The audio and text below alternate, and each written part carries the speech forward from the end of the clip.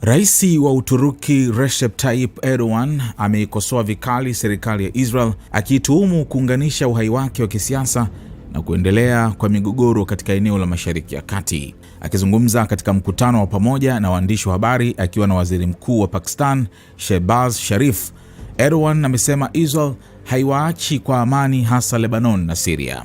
Pia amevituhumu vikosi vya Israel kwa kuendelea kufanya mashambulizi aliyoyaita haramu na yasiyo ya kibinadamu dhidi ya Wapalestina waliokandamizwa huko Gaza. Serikali ya sasa ya Israel, ambayo imezoea vita, haipaswi kupewa nafasi tena ya kulizamisha eneo letu kwenye harufu ya baruti na damu, amesema Erdogan.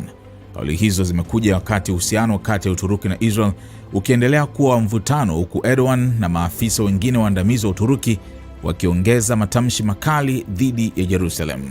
Mwezi uliopita, waziri wa mambo ya ndani wa Uturuki aliripotiwa kuitaka nchi hiyo kuikomboa Jerusalem.